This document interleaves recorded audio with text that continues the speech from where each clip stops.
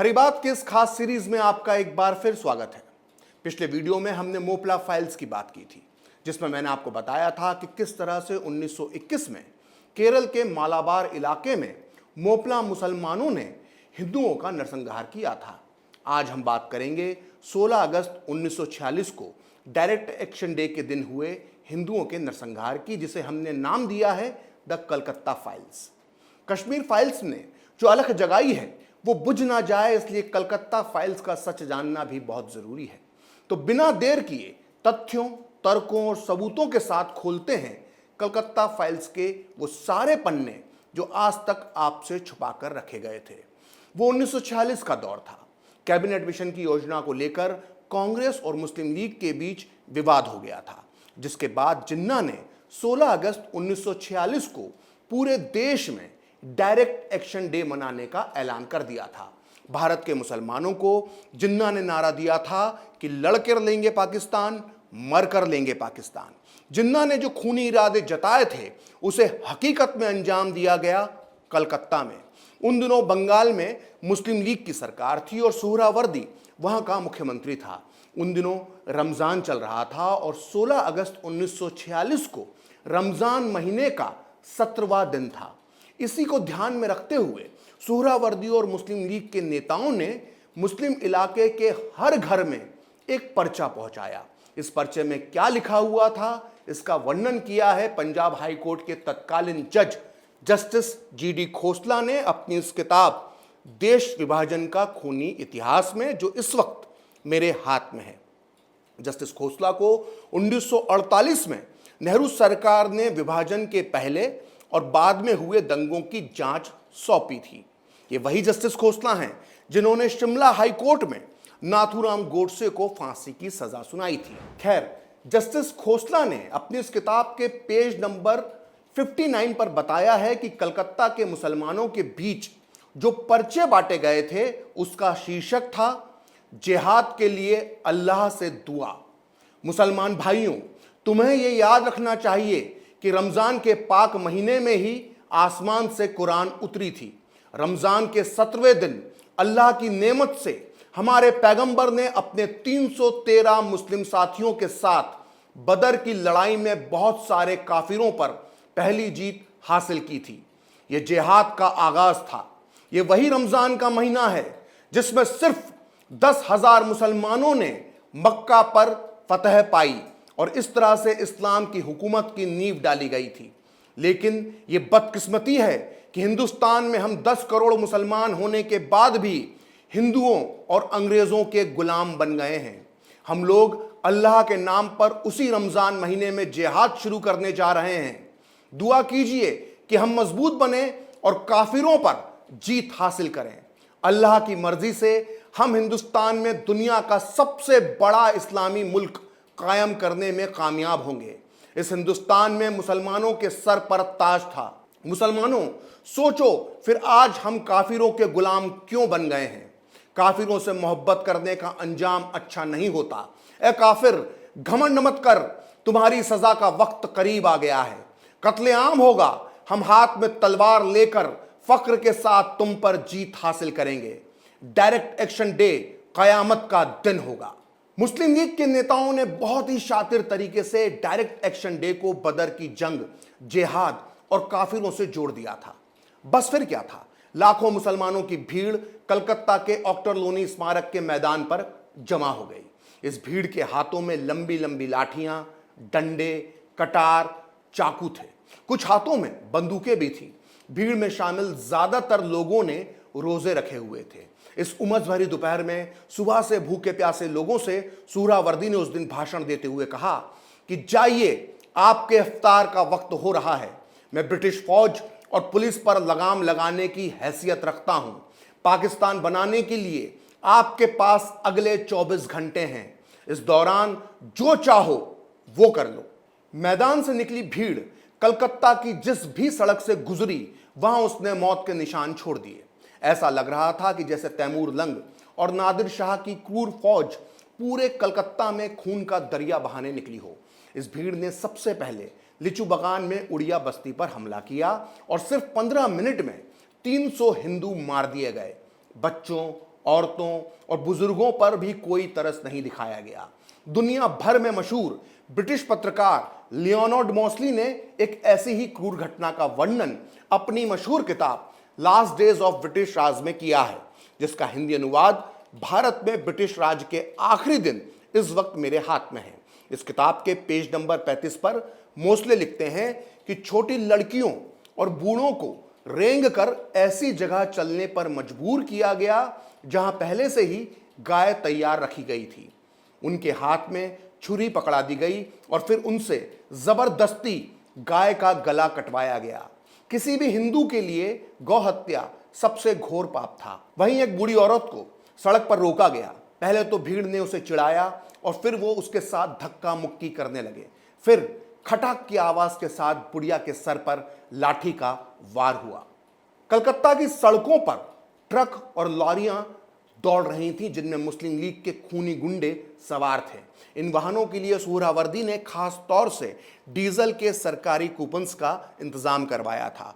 ये एक जगह से दूसरी जगह जाकर हिंदू बस्तियों में खून की नदियां बहा रहे थे। राजा बाजार में तो एक ही हिंदू परिवार के 25 लोगों को जिंदा जला दिया गया।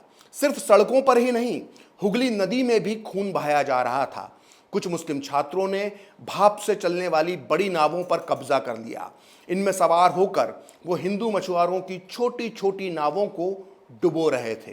कानविलस रोड पर राधा कृष्ण मंदिर और कॉलेज स्ट्रीट पर सीता मंदिर समेत कई हिंदू धार्मिक स्थल जला दिए गए। उस रात मुस्लिम गुंडों के साथ साथ मुस्लिम लीग के नेता भी अपनी इंसानियत भूल गए थे। इन्हीं में से एक थे बंगाल मुस्लिम लीग के अध्यक्ष मौलाना अकरम खान, जिन्होंने अपने हिंदू पड़ोसी से उसकी सुरक्षा का वादा किया था। लेकिन जब उस पर हमला हुआ तो अकरम खान ने मुंह फेर लिया। ठीक उसी तरह से जिस तरह कश्मीर फाइल्स में आपने देखा था कि कैसे एक मुस्लिम पड़ोसी ने यह बता दिया था कि उसका हिंदू पड़ोसी कहां छुपा हुआ है। इंसानियत पर से भरोसा उठा देने वाली इस घटना को दंगों की जांच के लिए बने कमीशन ने कुछ इस तरह से दर्ज किया था। रिटायर्ड जज बीके रॉय का घर मौलाना अकरम खान के घर के ठीक सामने था। दोनों परिवारों के बीच दोस्ताना और बेहद मधुर संबंध थे। मौलाना अकरम ने रॉय परिवार को सुरक्षा का भरोसा दिया था। जब 500 मुसलमानों की हथियारों से लैस भीड़ ने रॉय के घर पर हमला किया तब मौलाना अकरम अपने घर की बालकनी में ही थे। रॉय परिवार ने मौलाना अकरम से मदद की गुहार लगाई और कहा कि वो दंगाइयों पर अपने प्रभाव का इस्तेमाल कर उन्हें रोकें। लेकिन मौलाना अकरम मुड़े और अपने घर के अंदर चले गए। दंगाइयों ने रिटायर्ड जज बीके रॉय के जवान बेटे एके रॉय की चाकू मारकर हत्या कर दी। जब यह हत्या हो रही थी तब मौलाना अकरम अपने घर के अंदर ही मौजूद थे। मौलाना अकरम को क्या कहें जब प्रदेश का मुखिया ही अपनी जनता का दुश्मन बन गया था। 16 अगस्त की शाम को बंगाल का मुख्यमंत्री सुहरावर्दी लाल बाजार के पुलिस कंट्रोल रूम पर कब्जा कर बैठ गया। उसकी पूरी कोशिश थी कि हिंदुओं तक कोई भी मदद नहीं पहुंचे। सुहरावर्दी को पता था कि अब हिंदू भी बदला ले सकते हैं। इसके लिए उसने पहले से ही तैयारी कर ली थी। जस्टिस जीडी खोसला अपनी मशहूर किताब देश विभाजन का खूनी इतिहास के पेज नंबर 68 पर लिखते हैं कि सुहरावर्दी पुलिस कंट्रोल रूम में व्यवधान पैदा कर रहा था। उसने आदेश दिया था कि हर मस्जिद की सुरक्षा का विशेष इंतजाम करते हुए पुलिस का पहरा बैठाया जाए, लेकिन हिंदू मंदिरों की पवित्रता की रक्षा और उनसे जुड़े लोगों की जिंदगी और संपत्ति की सुरक्षा के लिए उसने कुछ नहीं किया। शाम को जब पेट्रोलिंग के दौरान यूरोपियन इंस्पेक्टर वेड ने लूटपाट करने वाले 8 मुसलमानों को रंगे हाथों गिरफ्तार कर लिया तो सुहरावर्दी ने खुद थाने जाकर बदमाशों को छोड़ने का आदेश दिया। डायरेक्ट एक्शन डे के पहले सुहरावर्दी ने कलकत्ता के सभी 24 थानों से हिंदू पुलिस अधिकारी हटा दिए थे। इनमें से 22 में मुस्लिम इंस्पेक्टर तैनात कर दिए गए थे। वहीं बाकी बचे 2 थानों का जिम्मा एंग्लो इंडियन इंस्पेक्टर्स पर था। ऊपर से मुस्लिम लीग का खास पुलिस अधिकारी था शमसुद्दोहा, जो कलकत्ता की डीसीपी की कुर्सी पर बैठा हुआ था। ऐसी सांप्रदायिक पुलिस से उम्मीद ही क्या की जा सकती है। कलकत्ता की जनसंख्या में वैसे देखा जाए तो हिंदुओं की आबादी 73% थी, फिर भी वो 23% मुसलमानों के सामने लाचार थे। ना उन्हें सरकार से मदद मिल रही थी, ना पुलिस से। ऐसे में हिंदुओं को बचाने के लिए वो लोग सामने आए जिन्हें कलकत्ता के भद्रलोक ने हमेशा नफरत की निगाह से देखा था। उन्हें गुंडा कहा जाता था। ऐसे ही दो लोग थे, गोपाल पाठा और जुगल चंद्र घोष। जब पूरा बंगाली भद्रलोक अपने घरों में जाकर छुप गया था, तब इन दो लोगों ने बेबस हिंदुओं की रक्षा और मुस्लिम दंगाइयों से हिसाब चुकाने का फैसला किया। कलकत्ता की एक बस्ती बेलिया घाट में अखाड़ा चलाने वाले जुगल चंद्र घोष खुद एक पहलवान थे। बस्ती के युवाओं पर उनकी जबरदस्त धाक थी। पाकिस्तानी मूल की मशहूर ब्रिटिश इतिहासकार और ऑक्सफोर्ड में प्रोफेसर यास्मीन खान ने अपनी इस किताब विभाजन भारत और पाकिस्तान का उदय के पेज नंबर 70 पर जुगल चंद्र घोष के दर्द और गुस्से का वर्णन करते हुए लिखा है कि मैंने बेशुमार लाशें देखी, हिंदुओं की लाशें। एक जगह 4 ट्रक खड़े हुए थे, सभी में कम से कम 3 फीट ऊंचाई तक लाशें भरी हुई थीं। गुड़ की बोरियों की तरह वो ट्रकों पर लदे पड़े थे और उनसे खून टपक रहा था। इस पूरे दृश्य ने मेरे ऊपर बहुत बुरा असर डाला था। ये सब देखने के बाद जुगल ने पूरे बेलिया घाट में ऐलान कर दिया कि अब हिंदुओं की हत्या का बदला लिया जाएगा। उसके लड़कों ने आसपास के पूरे इलाके में मुस्लिम लीग के कार्यकर्ताओं को ठिकाने लगा दिया। छोटे कद का गोपाल पाठा तो जुगल से भी 2 कदम आगे निकल गया। उसने सूरावर्दी और मुस्लिम लीग की बिछाई पूरी बिसात को उलट दिया।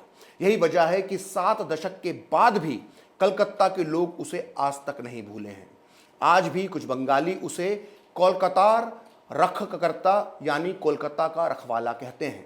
यास्मीन खान ने गोपाल पाठा के बारे में अपनी इस किताब में लिखा है कि कलकत्ता के कुछ बड़े गैंगस्टर की तरह गोपाल पाठा की भी धाक थी। सड़कों पर लोग उससे डरते थे।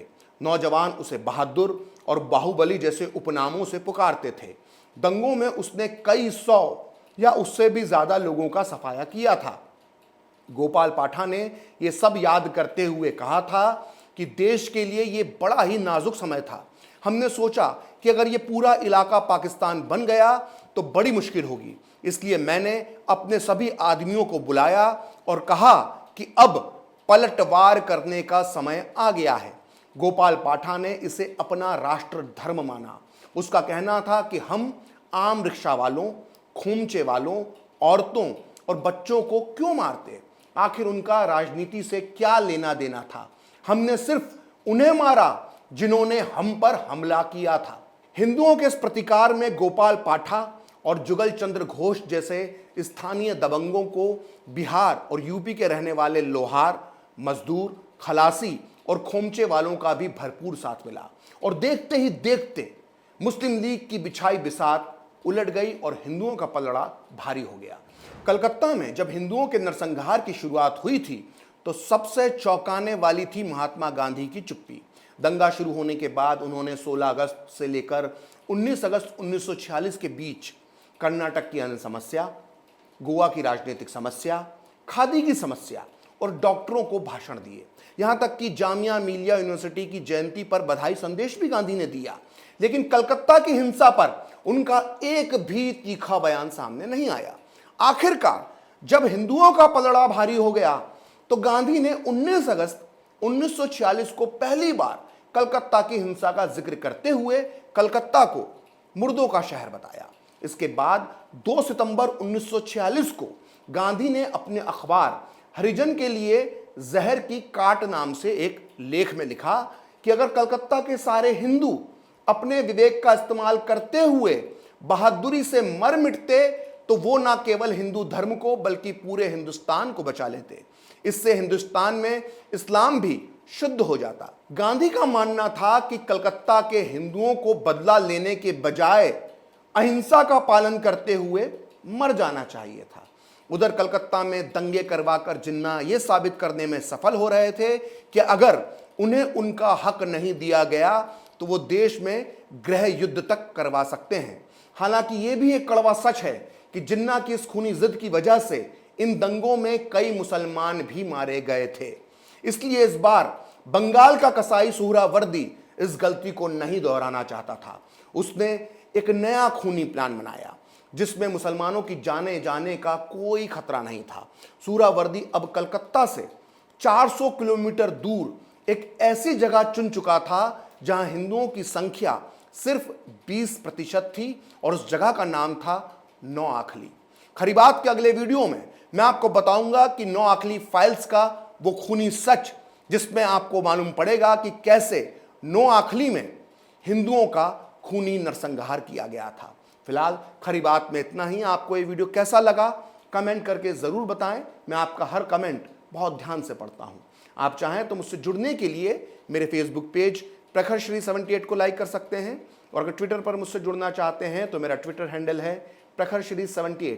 अगर आपको ये वीडियो पसंद आया तो इसे लाइक करें, शेयर करें और कैपिटल टीवी को सब्सक्राइब करें। नमस्कार।